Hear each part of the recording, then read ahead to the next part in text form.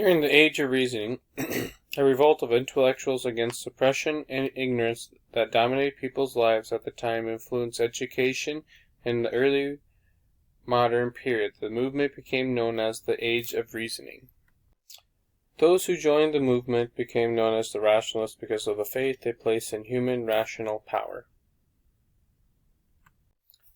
Socrates laid the foundation for rationalism. This philosophy involved three axioms. 1. The reason was supreme. 2. The laws of nature were invariable. And 3. The truth could be verified through empirical thinking, which was verified by exact methods of testing. Voltaire was an articulate writer who was brilliant, clever, witty, and vain, qualities that probably helped him become well known. Frederick the Great was a friend of Voltaire and supported his notion that education was a value.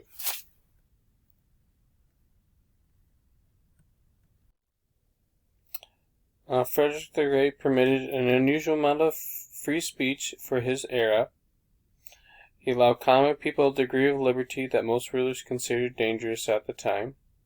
He didn't force one religion on everyone, and also during his reign passed laws regarding education and required teachers to obtain special training as well as licenses. The thinkers who promoted the emergence of the common man argued that the common man deserved a better life politically, economically, socially, and educationally. Rousseau's book, Social Contract, became an influential book during the French Revolution. He was a philosopher, not an educator, but wrote a great deal about education. Emile, in which he states his views concerning the idea of education for youth, Rousseau felt that the education should be returned to human beings so they can go back to their natural state. Rousseau's most important contribution to education was his belief that education must be a natural process, not an artificial one, and his compassionate, positive view for children. He believed that children were inherent good. Pestalozzi was a Swiss educator who put Rousseau's theory into practice, establishing two different schools for boys, one in 1800, one in 1805. His educational views he put into a book, L'Honneur and Gratitude. Pestalozzi believed that a teacher should treat students with love and kindness. He wanted everybody to include expressing love and understanding and patience for children, compassion for the poor, and the use of objects and sense perceptions as a bias for acquisition of knowledge. Harbart's 5 steps for teaching method were perception, preparing for the students to review an idea, presentation, presenting the idea to the students, association, assimilating the new idea with old ones, generalization, generalizing the new idea derived from combining of old and new ideas, and application, applying the new knowledge. Froebel established the first kindergarten of its time, an emphasis on social development, a concern for cultural and of creativity, and the concept of learning by doing.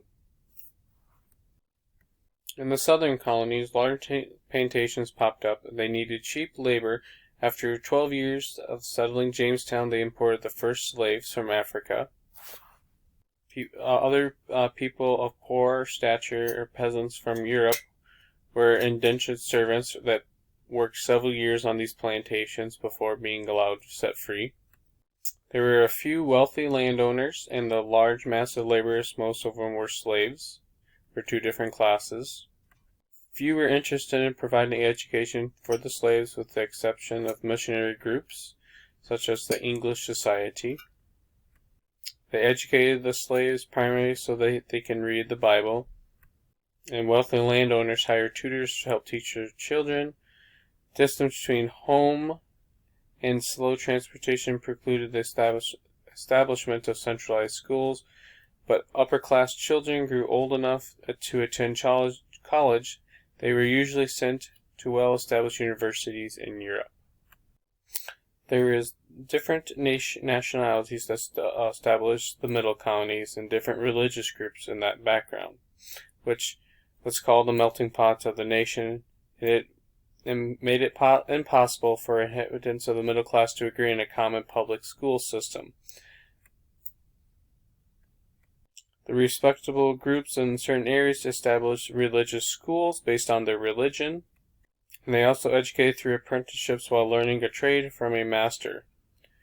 Some people study the art of teaching school by serving lengthy apprenticeships under experienced teachers.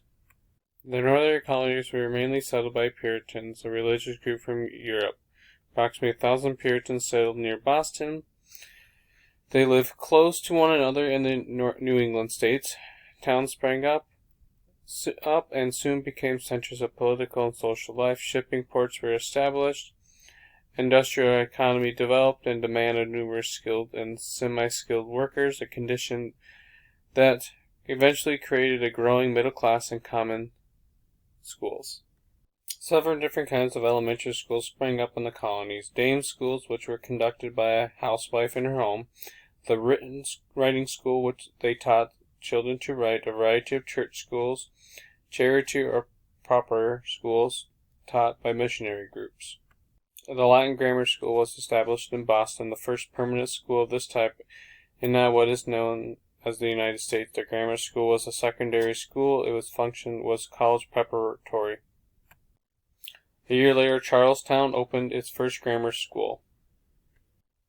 Within 16 years after the Massachusetts Bay Company had been founded, 7 or 8 towns had Latin grammar schools in operation. Harvard was the first colonial college, but however, after that, others sprang up. William and Mary, Yale, Princeton, King's College, College of Philadelphia, Brown, Dartmouth, and Queen's College. The curriculum in these early colleges was traditional and heavy emphasis on theology and the classics. In 1805, New York City established the first Monitorial School in the United States.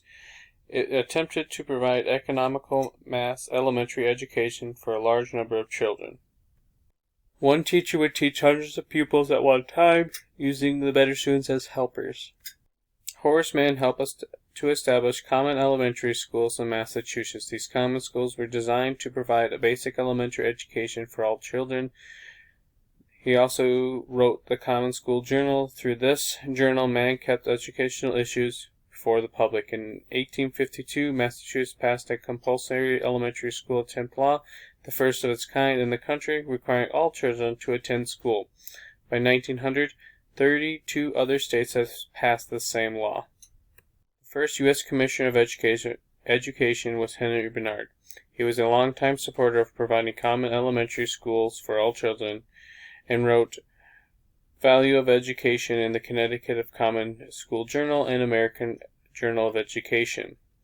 He was a very strong supporter of starting kindergarten programs for very young children as well as high school programs for older students. Until the late 1800s, the mode of curriculum and administration of elementary education was primarily religious. This discipline was traditionally harsh in elementary schools. No wonder most children didn't like going to school. Elementary education was traditionally formal and impersonal. Elementary schools were traditionally taught by poorly prepared teachers, and the main goal for education was reading, writing, and arithmetic. In the middle 18th century, there was a need for more and better trained skilled workers. Benjamin Franklin recognized this need and proposed a new kind of secondary school in Pennsylvania. In 1751, of the first truly American educational institute, the American Academy, was established. The philosophy, curriculum, and methodology of Franklin's Academy were all geared to prepare young people for employment. The first English high school in 1821 was established. It was a 3-year course in English, mathematics, science, and history. The school later added to its curriculum of philosophy of history, chemistry, intellectual philosophy, linear drawing, logical, trigonometry, French, and U.S. Constitution. In 1910, the first junior high school was established in the United States for grades 7, 8, and 9. In 1916, 54 junior high schools in 36 states, and 1 year later, the same survey said that there was about 270 junior high schools now. Junior high schools are now mainly called middle schools that often consist of 6th, 7th, and 8th grade. Some consist of 5 through 8. The hornbook was the most common teaching device in early colonial schools. They differed widely, but typically consisted of sheets of heavy paper showing the alphabet that was covered with a thin, transparent sheet of cow's horn tacked to the paddle-shaped piece of wood. As paper became more available, the hornbook evolved into a several-page book called the battledore. The battledore, printed on heavy paper, often resembled an envelope. It typically contained the alphabet and various religious prayers. The first real use of a textbook in colonial elementary was the New England Primer. First copies of this book printed in England in the 1600s, but copies of the New England Primer were also printed as early as 1690 in the American colonies. The oldest intact copy of the New England Primer is the 1727 edition. It was a 2-inch by 4-inch book. It contained 50 to 100 pages, depending on how many sections were added for each edition. The first page displayed the alphabet, vowels, and capital letters. Next came lists of words arranged from 2 to 6 syllables, followed by various verses and tiny woodcut pictures for each letter in the alphabet. The American Speller, also known as the blue-backed speller, replaced New England Primer. It was a 4 by 6-inch book. First part of the book contained rules, instructions for using the book. Next came alphabet, syllables, and consonants. The bulk of the book was taken up by lists of words arranged according to syllables and sounds. It also contained rules for reading and speaking, moral advice, and various stories. In 1820, an instructional device, the slate, introduced in American schools, was the pencils were also made of slate and produced a light but legible line that was easily erased with a rag. Later, large pieces of slate made up the blackboards that were added to the front of classrooms. By 1900, pencil and paper had largely replaced the slate and the slate pencil as the writing implements of students. McGuffey's readers. These readers were carefully geared to each grade and were meant to instill in children a respect for hard work, thrift, self-help, and honesty. The first organized attempts to educate African Americans in colonial America were by the French and Spanish missionaries. Educating slaves posed an interesting moral problem for the church. English colonists had to find a way to overcome the idea that converting enslaved people to Christianity might logically lead them to freedom. Frederick Douglass was born in slavery in Maryland in 1817. He ran away and began talking to abolitionist groups about his experience in slavery. He emphasized vocational education instead of vocational education combined with liberal.